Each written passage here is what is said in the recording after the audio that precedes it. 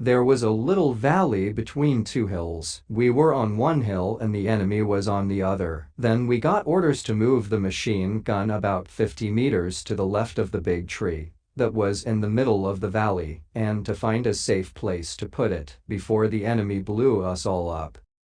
We found a place to put the gun and stayed there all night. We could hear shooting all around us, but they didn't hit us. When it was day again, our planes came, and they blew up the enemy soldiers. Then we watched while our men moved off the hill and came down into the valley. Suddenly, somebody started shooting at them. We couldn't see the enemy soldiers because the jungle was too thick, but somebody was shooting at our men. The shooting was in front of us, which meant that the enemy soldiers were in between us and our men, and this meant that the enemy was able to come back and find us.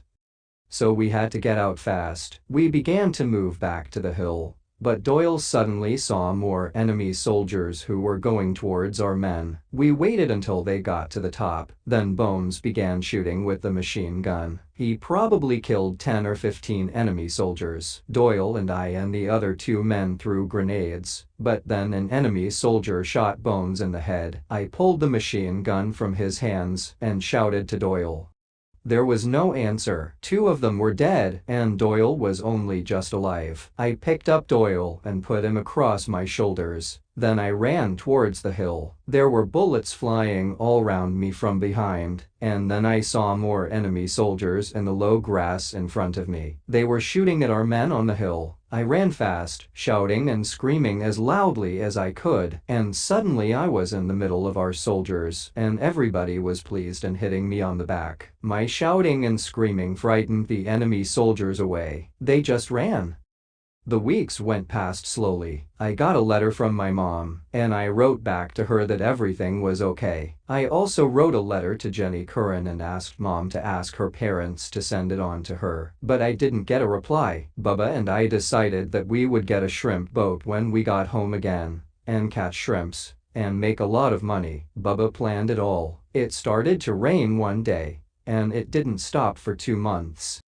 But we still had to look for enemy soldiers, and one day we found them. We were crossing a rice field when suddenly they started shooting at us. Somebody shouted, "Back!" I picked up my machine gun and ran towards some trees. I looked round for Bubba, but he wasn't there. Then I heard that he was out in the rice field, and he was hurt. So I left my gun by the trees and ran back into the field. "Gump, you can't go out there," somebody shouted, but I just ran.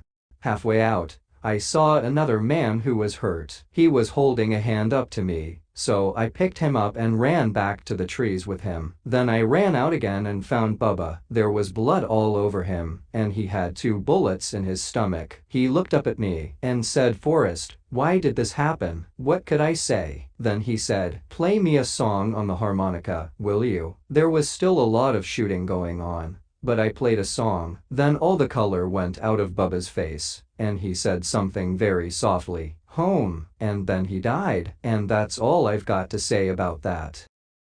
The rest of the night was terrible, the worst night that I've ever known. Nobody could get any help to us, and the enemy soldiers were so near that we could hear them talking. Then, when it got light, an American plane came and used fire throwers on the enemy and almost on us. Suddenly the trees were on fire, and men were running out of the jungle with burned skin and clothes. During all of this, somebody shot me in the back of the leg, but I can't remember when it happened. It didn't matter. Nothing mattered. Bubba was dead. The shrimp business idea was dead with him. I just wanted to die too. Then our helicopters came, and the enemy soldiers who were left ran away. An hour later, I was out of there and on my way to the hospital in Da Nang.